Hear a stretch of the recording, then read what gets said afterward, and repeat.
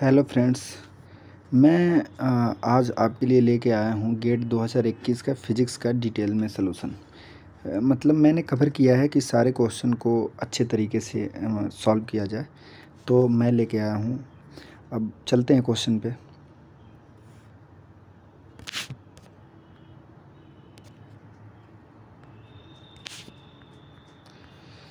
पहला क्वेश्चन है quantum mechanics का। ठीक है जी, आते हैं। पहला क्वेश्चन आप पढ़ लीजिए। Consider the state described by the, एक स्टेट दे रखी है, ये वेव फंक्शन है। और फिर इन्होंने कह रहा कि psi 2 psi 4 are the respectively second and fourth normalization harmonic oscillator है। और x psi x t equal to 0 पे कोई वेव फंक्शन होगा जो angular frequency of harmonic oscillator है। Wave function x t with the orthogonal है। अब time T equal to पूछ रहा है। ऑर्थोगोनल कंडीशन दे रखी है। ऑर्थोगोनल कंडीशन के लिए क्या होता है, डिफरेंट डिफरेंट जीरो होता है, सेम सेम एग्जिस्ट करता है। ठीक है, अब आते हैं क्वेश्चन पर। चलिए, एक तो पहला जो वेव फंक्शन दे रखा है वो हमने लिख लिया, ये psi x t equal to psi 2 x t, ये हो गया। आफ्टर टी इक्वल टू 0 पे, टी इक्वल टू 0 पे वेव फंक्शन क्या होगा हमारा, ये होगा टी इक्वल टू 0 पे। तो टी इक्वल टू 0 पे वेव फंक्शन ये हो जाएगा। अगर इसको किट में लिखेंगे तो ये होगा, ये वाली इक्वेशन 1 हो जाएगी। ठीक है, और अब उसके बाद जब टी इंट्रोड्यूस कर देंगे वेव फंक्शन में, तो टाइम इंटरवल का जब क्वेश्चन होता है तो टी इंट्रोड्यूस करते हैं, तो ये फैक्टर लिखते हैं हम, ये वाली फैक्टर मल्टीप्लाई करके e to the power minus iota e to t by h cut. ये e to e four state के हिसाब से आती है। ये स्टेट 2 है और ये 4 है, इसलिए ई टू ई फोर आया। अगर यहाँ पे कुछ और रहेगा तो वो उसकी उस स्टेट की एनर्जी आ जाएगी।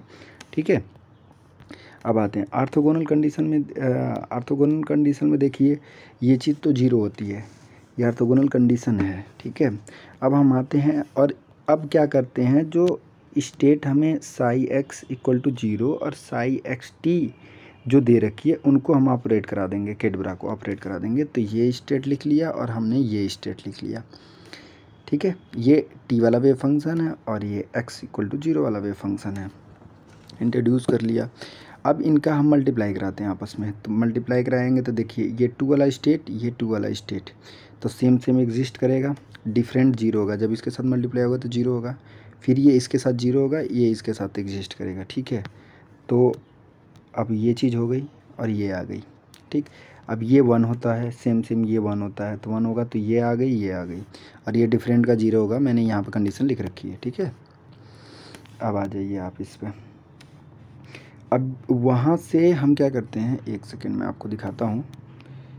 यहाँ से सॉल्व करते हैं तो हम ये एक फैक्टर, पहला वाला फैक्टर कॉमन लेते हैं, तो ये वाला हमारा फैक्टर निकल के आएगा। तो ये वाली चीज़ इधर जब जाएगी तो ये माइनस में हो जाएगी। ठीक है, अब आते हैं आगे। तब अब हमें हार्मोनिक ऑसिलेटर दे रखी है और हार्मोनिक ऑसिलेटर की एनर्जी आपको पता है ये होती है।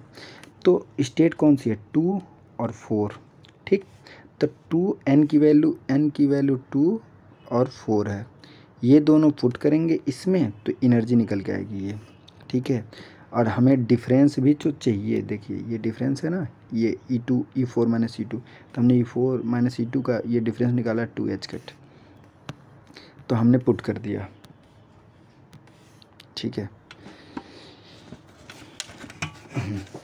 तो पहले हाँ, तो ये स्टेट हमारी आ गई और ये स्टेट आ गई। हमने एनर्जी यहाँ पे पुट कर दिया, वो डिफरेंस को, ये वाली डिफरेंस को एनर्जी पुट कर दिया, तो हमारा ये सॉल्व हो के आ गया। अभी इसमें वैल्यू नहीं रखा हमने, ये आ गई। अब ऑर्थोगोनल कंडीशन क्या करती है, साई एक्स टी और साई एक्स ऑर्थोगोनल कंडीशन में 0 होते हैं। तो अगर 0 ये होते हैं तो इसका मतलब ये वाली कंडीशन है, ये वाली कंडीशन, ये यहाँ वाली कंडीशन ऑर्थोगोनल में 0 होते हैं, तो ये वेव फंक्शन है, तो यहाँ पे 0 होना चाहिए। तो 0 होने के लिए हम क्या करें, 0 होने के लिए हम 0 एक बार रख लेते हैं, हम 0 रख लेते हैं। तो यहाँ पे इसका मल्टीप्लाई करेंगे इधर तो 0। ठीक, ये 1, ये बचेगा कंडीशन, अब 1 बचेगा, 1 को इधर लेके जाएंगे तो -1 होगा, ये -1 होगा। अब -1 को हम क्या लिख सकते हैं, तो कॉम्प्लेक्स में पढ़ाया जाता है हमें, -1 को क्या लिख सकते हैं, e to the power minus pi iota, इसको लिख सकते हैं, कॉम्प्लेक्स में पढ़ाया जाता है। ये इस तरीके से हम देख भी सकते हैं। देखिए -1 को कैसे, कास माइनस पाई प्लस आई साइन माइनस पाई, तो इसको तोड़ेंगे तो ये -1 आ जाएगा। ठीक है, चलिए, तो हम ई से ई कैंसिल कर देंगे, इस -1 के जगह पे हम रखेंगे e के पावर -पाई आयोटा, ठीक है। अब इसकी वैल्यू जो होती है e to the power -pi iota की वैल्यू -1 ही आती है। ये मैंने ये प्रूव कर दिया यहाँ पे, और ये कॉम्प्लेक्स में होता है, ठीक है। तो हमने e से e कैंसिल कर दिया, फिर माइनस से माइनस कैंसिल कर दिया, तो पाई से आयोटा कर दिया। अब यहाँ पर t इक्वल टू हम निकाल लेंगे, तो t इक्वल टू कितना आएगा, t इक्वल टू आएगा पाई/2 ओमेगा, ठीक है। और ये मतलब ऑलवेज हमें लग रहा ऑर्थोगोनल में ऑर्थोगोनल की कंडीशन जब भी आएगी टाइम इंटरवल में तो यही आता है, t इक्वल टू पाई/2 ओमेगा, ठीक है। चलते हैं हम अगले क्वेश्चन की तरफ। अगला क्वेश्चन ये है हमारा, ये 2 नंबर का था, NAT था। इसका क्वेश्चन मैंने नीचे लिख रखा है, मैं आपको दिखाता हूँ। ये क्वेश्चन है पूरा। क्वेश्चन ये है, the transition lines as shown in the figure arises between the इतना state without any external magnetic field. The number of lines that will appear in the presence of the weak magnetic field. weak magnetic field है, weak magnetic field में आपको पता ही होगा। और ये चीज़ आपको जो गिवन है, ये चीज़ ये 2d3/2 2p3/1 सोडियम की लाइंस पर, अगर एटॉमिक आपने पढ़ा होगा तो पता होगा आपको, अगर गेट का पेपर दिया ही है तो आपको पता ही होगा, अब जिससी बात है कि सोडियम लाइन होती है, सोडियम की 2 लाइनें होती हैं, D1 और D2। ये बार बार पूछा जाता है कि सोडियम की कितनी होती है, अरे सोडियम में कितनी नंबर्स ऑफ लाइन होते हैं। तो अगर टोटल की बात करेंगे तो 10 होती है, एक की 6 होती है, एक की 4 होती है। अब 6 किसकी होती है, 4 किसकी होती है। जो ये दिया है इसकी 6 लाइन्स होती है, ये D1 लाइन है। और जब D2 की बात करेंगे तो उसमें 4 होती है, टोटल जब पूछेगा तो 6 होती है, ठीक है। हम आपको आइए दिखाते हैं, इस क्वेश्चन को हम ट्रिक से भी सॉल्व करेंगे, ठीक है। ये देखिए, द नंबर ऑफ लाइन्स, वही क्वेश्चन है, ये तो शॉर्टकट मैंने लिखा था। तो आइए, एस जब भी एक्सटर्नल मैग्नेटिक फील्ड होगा, वीक मैग्नेटिक फील्ड की जब बात करेंगे तो पहली बात तो ये एनॉमलस जीमान इफेक्ट है कि नॉर्मल जीमान इफेक्ट है।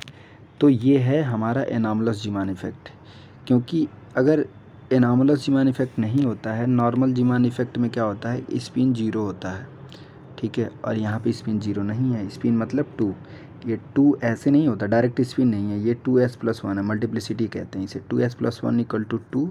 तो यहाँ पे s की वैल्यू अगर निकालेंगे आपकी तो 0 नहीं आएगा, इसलिए स्पिन नॉट इक्वल टू 0 मैंने ये लिख रखा है।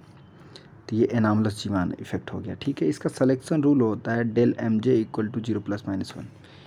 इसका मतलब ये, अगर इसको मतलब ट्रिक से करेंगे तो एक फार्मूला है, सिग्मा लाइंस और पाई लाइंस। जो नंबर ऑफ ट्रांजिशन लाइन होती हैं उसमें सिग्मा लाइंस और पाई लाइंस मिलती हैं, मतलब मिक्स करके मिलती हैं। तो सिग्मा लाइंस निकालने का फार्मूला ये होता है कि 2j1 + j2, और पाई लाइंस का फार्मूला होता है 2j1 + 1, ठीक है। तो इससे हम निकालते हैं।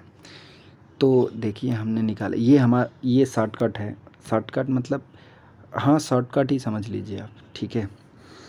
तो ऑलवेज पहली बात ये कि आप इन दोनों में कंफ्यूज हो जाएंगे, कभी कभी जे की वैल्यू सेम आ जाएगी तो आप ये सोचेंगे कि J1 कौन सा मानूँ, J2 कौन सा मानूँ।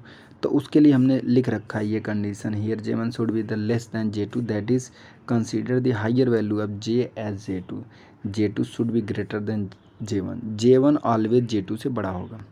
तो देख लिए, J1 ये रहा, J2 ये रहा, ठीक है, ठीक है। अब चलते हैं, इसमें वैल्यू रखेंगे, J1 J2 की वैल्यू अगर इसमें रखेंगे तो सिग्मा लाइन्स आएगी आपकी 4 ये, और पाई लाइन्स आएगी 2, और टोटल ऐड कर देंगे तो ये आ जाएगी 6। तो नंबर ऑफ ट्रांजिशन लाइन = 6 इस क्वेश्चन का था, ठीक है। ये पूछा था, इसको मैं डिटेल में पढ़ाऊँगा, वीडियो बनाऊँगा, इस पे जीमान पे बनाऊँगा, लेज़र पे बनाऊँगा, और भी सारी मेन टॉपिक पे बनाऊँगा और डालूँगा इस चैनल पे, ठीक है। अगले क्वेश्चन पे आते हैं।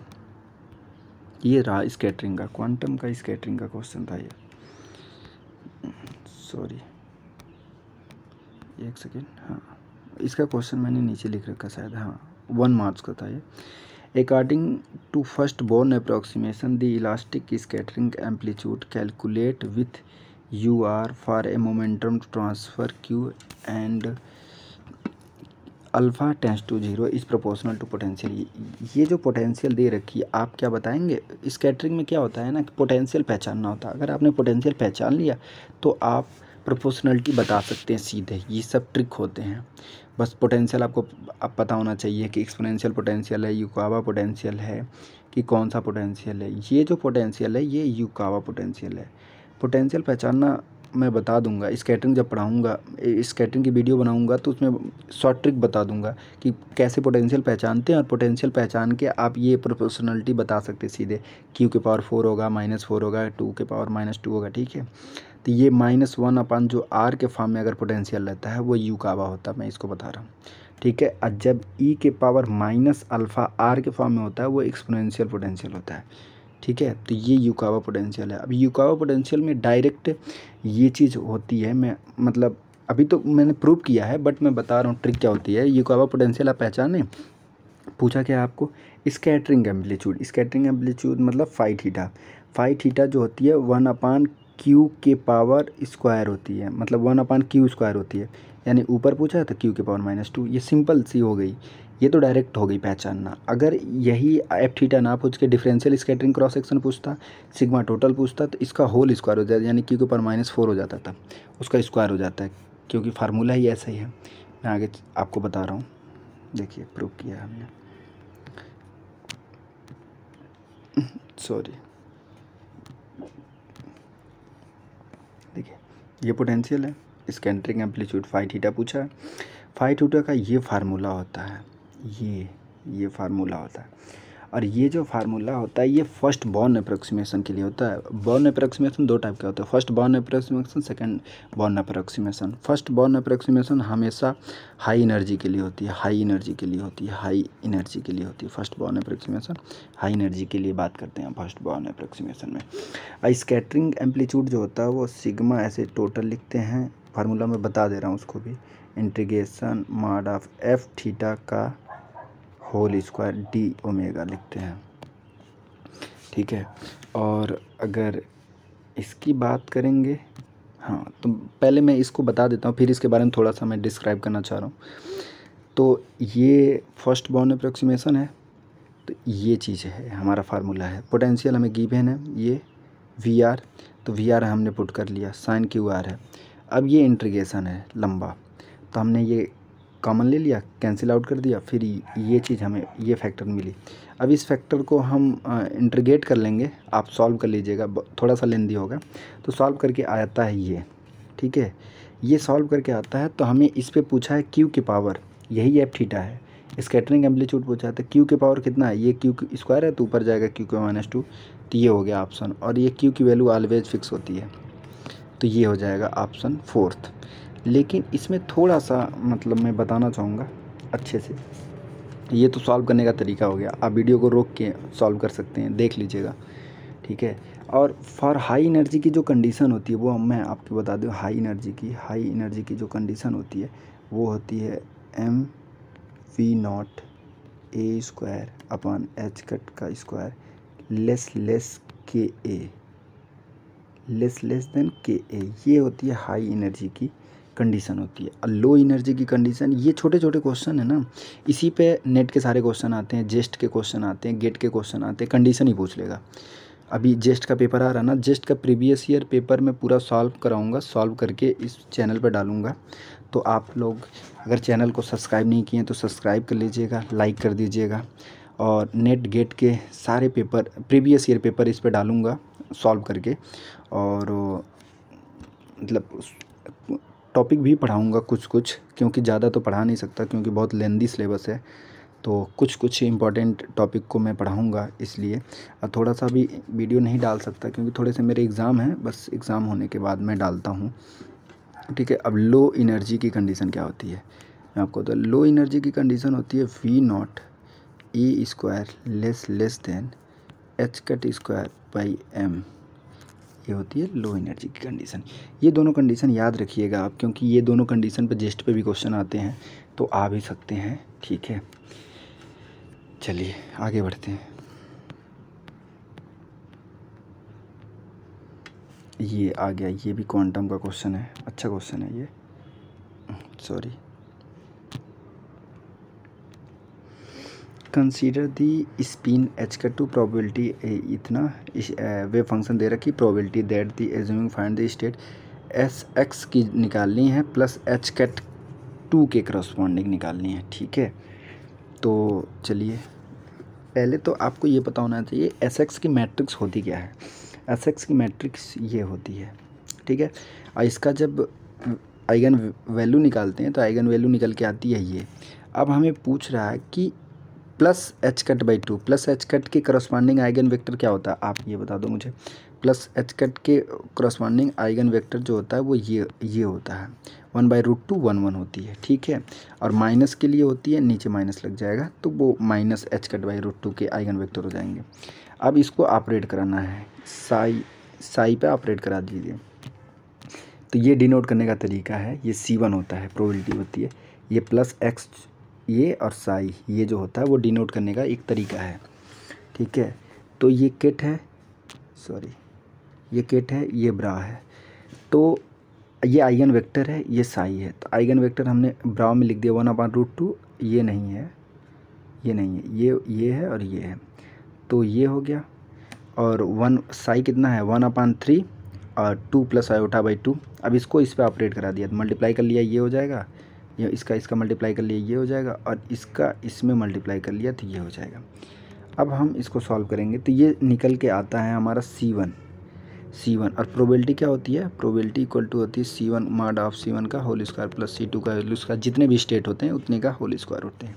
ठीक है, तो ये रह गया। अब प्लस एच के करस्पॉन्डिंग हो गया, तो C1 का अब मॉड का स्क्वायर करेंगे, ऐसे C1 का स्क्वायर करेंगे, मतलब इसका पूरे का स्क्वायर करेंगे तो ये निकल के आएगा 17/18। ठीक है, तो ये ऑप्शन डी हो जाएगा। और इसको इस तरीके से भी डिनोट कर सकते हैं, देखिए प्लस एक्स को ऐसे लिखते हैं 1/√2 plus plus minus x, ket में है ये, और माइनस एक्स है अगर स्टेट है तो 1/√2, ये देखिए सॉरी हाँ ये रहा, ये माइनस स्टेट के लिए ऐसे लिखते हैं। ये स्टैंडर्ड नोटेशन है, याद होने चाहिए आपको। चलिए अगले क्वेश्चन पे चलते हैं। ये क्लासिकल का क्वेश्चन है, कैनोनिकल का। ठीक है, सॉरी हाँ आते हैं।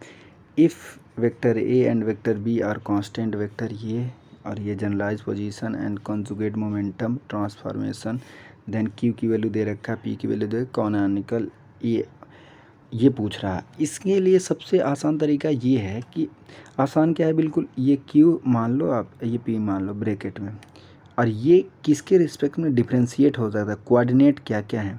तो कोऑर्डिनेट इसमें क्या क्या है आप बता सकते हो हमें। पी है, देखो आप क्यू में क्या क्या कोऑर्डिनेट है, पी है, इसमें क्या है आर है, तो आप सीधे लिख दो आर और पी के रूप में डिफ्रेंशिएट कर सकते हैं। तो देखो हमने ये लिख दिया, ये फार्मूला है कैनोनिकल ट्रांसफॉर्मेशन के लिए।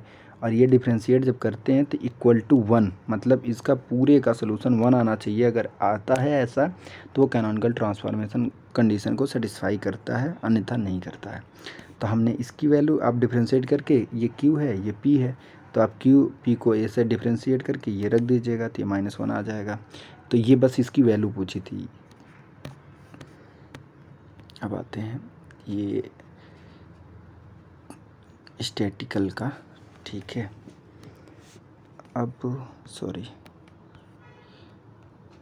अब थोड़ा फ़ोन में ही पढ़ाना पड़ रहा है, तो मतलब हैबिट अभी बनी नहीं है मेरी, तो इसलिए थोड़ा सा डिस्टरबेंस हो रहा है, इसके लिए माफ़ी चाहता हूँ।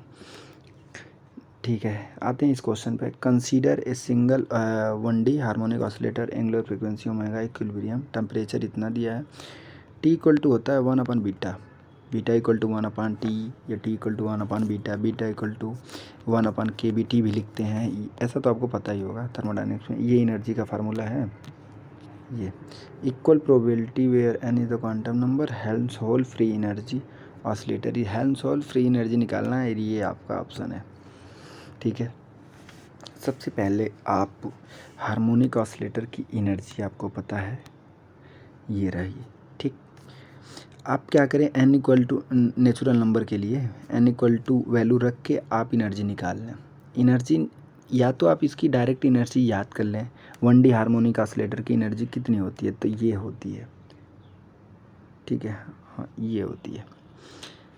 ठीक है, एनर्जी का फार्मूला ये होता है। लेकिन अगर 1D हार्मोनिक ऑसिलेटर का जेड पार्टीशन फंक्शन अगर आपने याद कर लिया ये होती है तो आपका सारा काम आसान हो जाएगा। अब नहीं याद है तो आप निकाल भी सकते हैं, ठीक है। और ये हेल्महोल्ट्ज़ फ्री एनर्जी का फार्मूला ये होता है F = -kBT log z, ठीक है। अब पार्टीशन फंक्शन लिखने का फार्मूला ये होता है Z =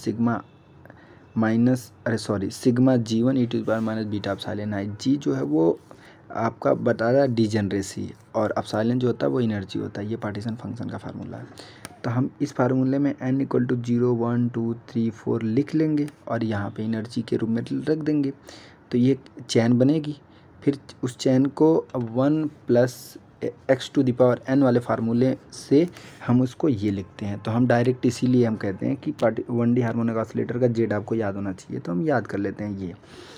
अब याद कर लेते हैं पार्टीशन फंक्शन। तो अब हमें इस फार्मूले में रखना है F = -kBT log z।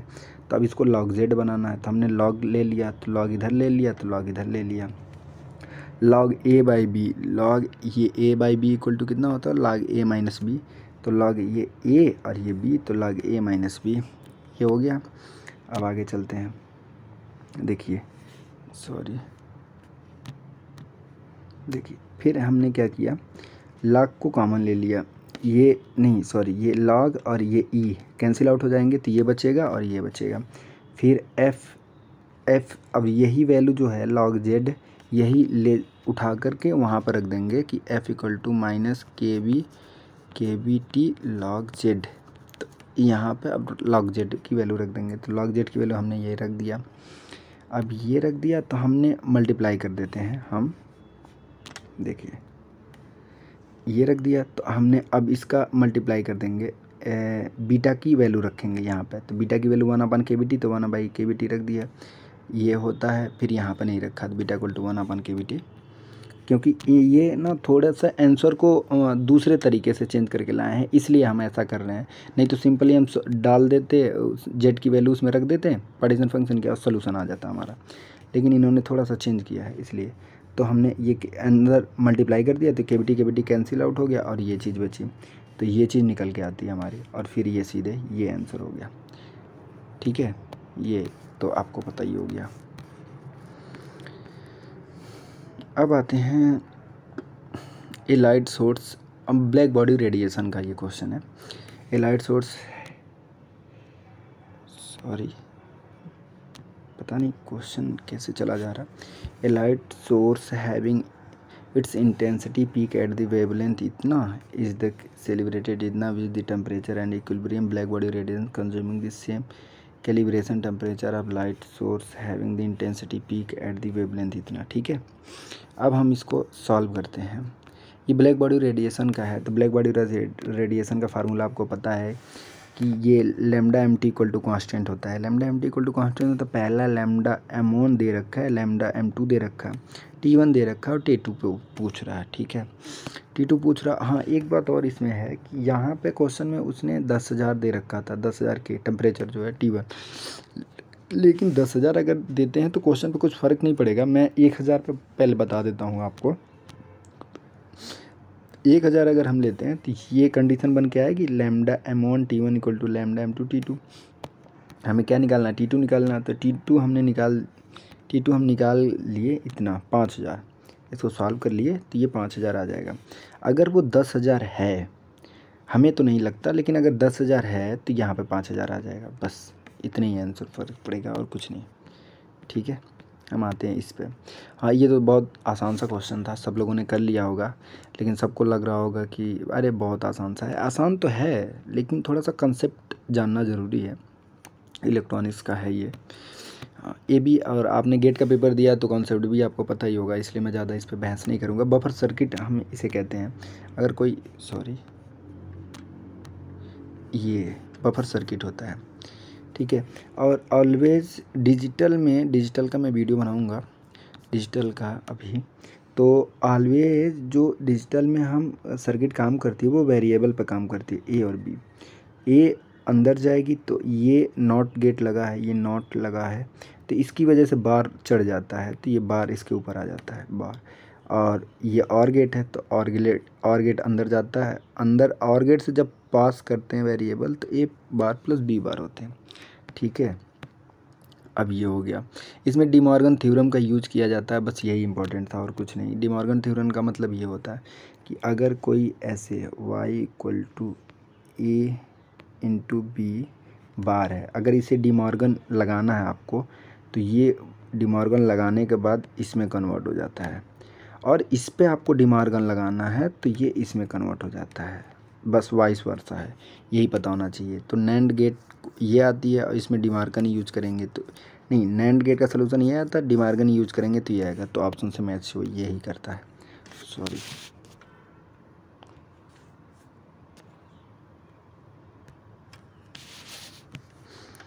तो ये मैच करता है।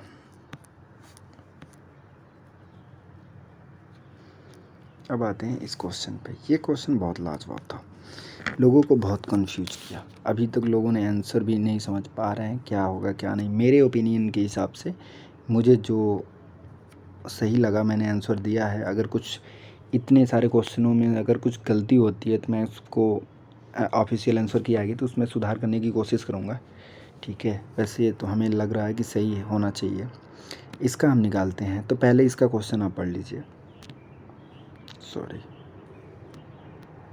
ये दिया है, एज्यूम इतना undergoes the beta plus D के फर्स्ट फॉरविडन। इसका बहुत महत्व है फर्स्ट फॉरविडन का। In ground state spin parity J initial and find the state possible of the J final state, ठीक है। चलिए अब हम दिखाते हैं आपको इसका असली खेल। देखिए स्पिन पैरिटी तो है जो भी है, पहले जो है वो जेड इक्वल टू 7 पे, मतलब ये जो है इस पे आपको पहले स्पिन पैरिटी निकालनी है। जो कंडीशन अभी गिवन है जेड इक्वल टू 7 पे 13 पे, इसकी स्पिन पैरिटी आपने निकाला इस तरीके से। ये निकाला आपकी स्पिन पैरिटी, ये निकल के आती है 2s हाफ 4, क्योंकि p की जो ऑड होती है उसी नंबर की निकलती है, तो p ऑड है। और इलेक्ट्रॉन कितना है, इलेक्ट्रॉन 7 है। अब प्रोटॉन कितना है,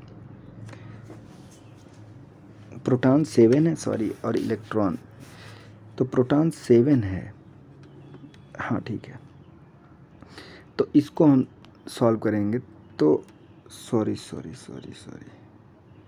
न्यूट्रॉन, एक सेकेंड, न्यूट्रॉन तो 3 3 6, ठीक है। प्रोटॉन 7 4 2 6 1 7, हाँ ठीक है। सॉरी मैंने एक चीज़ लिखना भूल गया, यहाँ पे 2 होगा। प्रोटॉन 7 है ना, 2 इलेक्ट्रॉन ये, 4 2 6 6 1 7, नहीं सही, ठीक है, ये 1 होगा, ठीक है। अब ये हमारा इसकी स्पिन पैरिटी हो गई p इक्वल टू 7 की, तो j equal to half, l equal to p के लिए कितना 1, ठीक है। अब स्पिन पैरिटी ऐसे चेक करते हैं, j to the power p, तो p equal to -1 to the power l, l की वैल्यू 1, तो ये कितना आ जाएगी -1 मतलब ये माइनस इसके ऊपर रख दीजिए तो ये पैरिटी हो गई। तो j कितना था हाफ और ऊपर माइनस आ गया तो हाफ, यानी पहले की जो है, पहले ये इसकी जो है, ये इसकी जो है हाफ माइनस आ गई, सॉरी, ठीक है। तो मतलब आप ये कह सकते हैं कि इसकी जो है वो पहले तो हाफ माइनस आ गई, यानी एक आंसर आपको मिल गया कि जो फाइनल होगा, ये फाइनल वाला जो पूछ रहा है state possible value of the final state, उसकी हमें आपको बतानी है। तो पहले की तो आपकी हाफ माइनस मिल गई, तो आप ऑप्शन देख लो, इसमें हाफ है माइनस और इसमें है, यानी 2 तो कैंसिल आउट आपके वैसे हो गया। अब आगे फर्स्ट फॉरविडन मतलब l इक्वल टू 1 के लिए फर्स्ट फॉरविडन में पैरिटी चेंज होती है, पैरिटी आर चेंज।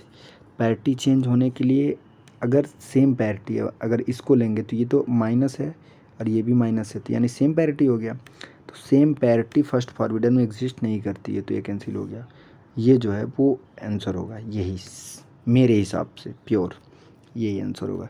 फिर भी हम देखते हैं सलूशन। अब आते हैं इस पे, यहाँ तक थे ना हम, ये निकल गया, तो ये तो हमारा एक साइड का निकल गया हाफ माइनस। अब ये हमारा इस साइड का निकालना है हमें, JF फर्स्ट फॉरविडन के लिए l इक्वल टू 1 होता है, पैरिटी चेंज करना है, तो पैरिटी चेंज होती है तो देन तो p इक्वल टू +1 होना चाहिए ना, तभी तो इधर की पैरिटी उधर की पैरिटी चेंज होगी। तो सिलेक्शन रूल ये होता है, फर्मी के लिए del J less or equal to 1 होता है और ये जी टी के लिए del J less or equal to 2 होता है। ठीक है, अब हम इधर का वैल्यू रखते हैं, अब वेरीफाई करते हैं, वेरिफिकेशन करते हैं। अगर लेट हम कंसीडर करते हैं कि जो इस साइड की है वो हाफ है, तो पहले फर्मी चेक करते हैं। तो एल इक्वल टू 1 है क्योंकि ये फर्स्ट फॉरबिडन है। एस इक्वल टू 0 पे फर्मी के लिए होता है, तो डेल जे इक्वल टू 1। तो डेल जे इक्वल टू 1 के लिए हम इसके लिए निकालेंगे डेल जे, तो ये आएगा 1/2 3/2, ये अलाउड हो सकता है। 3/2 अगर करेंगे तो एल इक्वल टू 1 के लिए S equal to 0 J equal to 1, तो उसके लिए भी ये कंडीशन रखेंगे। तो ये चीज़ है, यानी 1/2 3/2 और 5/2 अलाउ है, मतलब ये कि ये आंसर हो सकते हैं। फाइन स्पिन ये है, लेकिन पैरिटी हमारा क्या है, पैरिटी इस साइड का +1 होना चाहिए, यानी कि ये कि इस पे जो है वो +1 की अगर पैरिटी के साथ ऑप्शन में है, मतलब ये है अगर, तो ऑप्शन सही है। अब एक साइड का आपका मिला था हाफ माइनस, और दूसरे साइड का इनके साथ देखिए हाफ प्लस, ऐसा है क्या कहीं? नहीं, तो आंसर नहीं है। फिर हाफ माइनस के साथ ये 3/2 प्लस है क्या? नहीं है, तो ये भी 1/2 माइनस के साथ 5/2 प्लस में है क्या? हाँ है, तो ये सही है। तो सिर्फ एक ऑप्शन मिला, ये रहा सही। ठीक है, अब हम आते हैं इस पे, ये लास्ट क्वेश्चन है शायद। ठीक है, the matter wave represent the, ये सॉरी क्वेश्चन गायब हो जा रहे हैं। ये वेयर दी ए कांस्टेंट है the unit vector representing direction of propagation of the matter wave, इतना यूनिट वेव अब पूछ रहा है। ये वेक्टर का क्वेश्चन है मैथमेटिकल फिजिक्स का, तो आपको यूनिट का पता होगा। यूनिट का फार्मूला क्या होता है? ये 1 नंबर का होता है, 1 नंबर का आया हुआ था। ये पोजीशन वेक्टर है, पोजीशन वेक्टर ये होती है r equal to x i cap x y j cap plus y j cap, जो भी है ये k कैप होती है, k की वैल्यू दे रखी है, और ये फार्मूला होती है उनका, मतलब n कैप इक्वल टू जो होता है फाई एक्स वाई जो भी है फंक्शन है और उसी का मॉड। ठीक है, तो ये फंक्शन होती है। अब आपको फाई एक्स वे फंक्शन दे रखी है, ये आपका दे रखी है 4x cap 3y cap 5j cap, और इसी का मॉड निकालेंगे तो ये रहा मॉड, ये मॉड हमने निकाला, तो ये आया, तो फिर डिवाइड कर दिया, फिर अलग अलग हमने तोड़ दिया, तो ये हो गई आपके आंसर। ठीक है, आई होप आपके लिए ये वीडियो हेल्पफुल हो। अगर वीडियो अच्छी बनी हो तो आप लाइक करिए, शेयर करिए और कमेंट करिए। और कोई किसी और क्वेश्चन का आंसर आपको चाहिए, अभी तो क्वेश्चन हम सॉल्व कर रहे हैं, जैसे जैसे क्वेश्चन सॉल्व होता रहेगा वैसे वैसे मैं वीडियो डालता रहूँगा। और इस पे गेट के प्रीवियस ईयर का भी सलूशन डालूँगा, जेस्ट का अब डालूँगा प्रीवियस ईयर के सारे सलूशन। तो आप चैनल को मेरे सब्सक्राइब कर लीजिए। Thank you.